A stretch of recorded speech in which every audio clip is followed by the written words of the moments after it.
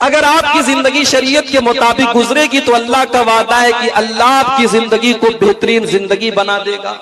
اب بہترین کا مطلب یہ نہیں ہوتا کہ آپ کروڑ پتی بن جائیں گے، بہترین کا مطلب یہ نہیں کہ آپ کے پاس بڑا عالی شان بنگلہ ہو جائے گا، آپ کے پاس 4 ویلر گاڑی ہو جائے گی، ہو سکتا ہے کہ آپ کا مکان ٹوٹا پھوٹا ہو سکتا ہے کہ آپ کے پاس ایک سائیکل بھی نہ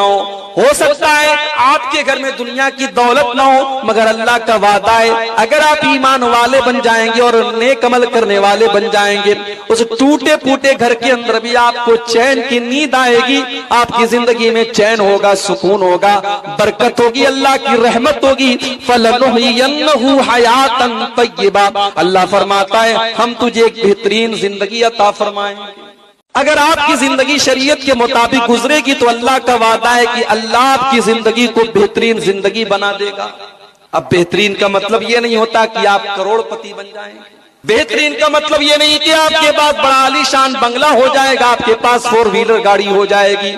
ہو سکتا ہے کہ آپ کا مکان ٹوٹا پھوٹا ہو سکتا ہے کہ آپ کے پاس ایک سائیکل بھی نہ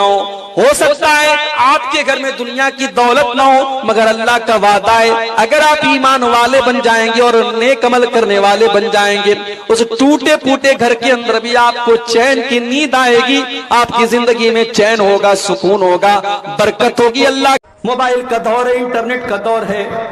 ہم جانتے ہیں موبائل کی اسکرین کے اوپر انگلی کے ٹچ سے کون کون سی چیزیں آپ کے سامنے آ جائیں گی، شاید کسی نے سوچا بھی نہیں تھا پہلے کے دور میں۔ آج گندگی کا سارا سیلاب ہمارے نوجوان کے ہاتھوں میں ہے، رات کا اندھیرا ہے، کمرے کی تنہائی ہے، آپ کا موبائل اسکرین ہے اور آپ کیا دیکھ رہے ہیں یا تو آپ جانتے ہیں یا آپ کا رب جانتا ہے۔ کتنے ہمارے نوجوان ہیں اس طریقے کے گندے ویڈیوز دیکھتے ہیں، پھر اس کے بعد وہ اپنی جوانی کو برباد کرتے ہیں، اور جب ان کی شادی ہوتی ہے اپنی بیوی کا حق ادا کرنے کے قابل بھی نہیں ہوتے ہیں۔ میں اپنے نوجوان ساتھیوں سے بڑی محبت سے کہنا چاہتا ہوں، بھائی میرے اپنے جسم کو برباد نہ کر، اپنی جوانی کو برباد نہ کر، کل تجھے پچھتانا پڑے گا۔ وَلَا تُلْقُوا بِأَيْدِيكُمْ إِلَى التَّهْلُكَةِ، اپنے آپ کو ہلاکت میں نہ ڈالو، کوئی ایسا کام نہ کرو جس کی وجہ سے تم ہلاک ہو جاؤ، تمہاری آنکھیں برباد ہو جائیں، تمہارا جسم برباد ہو جائے، تمہاری جوانی برباد ہو جائے، تمہاری عزت برباد ہو جائے۔ اپنی بہنوں سے بھی کہنا چاہوں گا موبائل استعمال کرو، میں منع نہیں کرتا،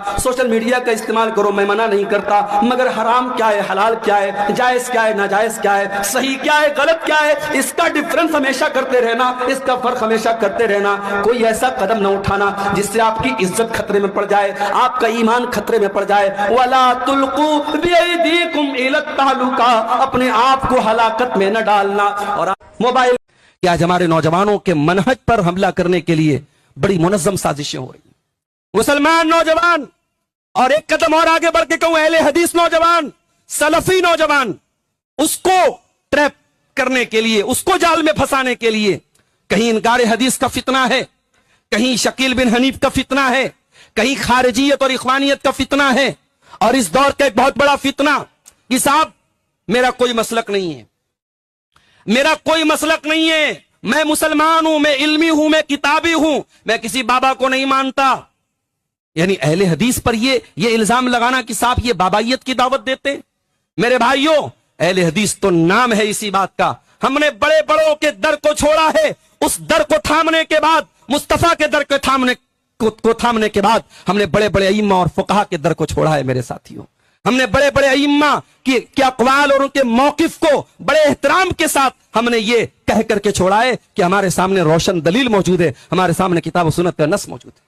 اگر آج اس دور میں کوئی اہل حدیث کی دعوت کو بھی گمراہی کی دعوت کہتا ہے، یا کوئی اپنے آپ کو اہل حدیث کہنے سے کتراتا ہے، یا کوئی اہل حدیث کو بدترین فرقہ کہتا ہے، اور ہمارا نوجوان اس کو اپنا آئیڈیل مانے، ہمارا اہل حدیث نوجوان اس کے اسٹیٹس اپنے موبائلوں پر لگائے، اس کو اپنا پیشوا سمجھے، اس کی باتیں کرے، تو یہ افسوس کی بات ہے۔ اس کا مطلب کہ ہم نے اپنے منہج کو نہیں سمجھا میرے ساتھیوں، کہ آج ہمارے نوجوانوں کے منہج پر حملہ کرنے کے لیے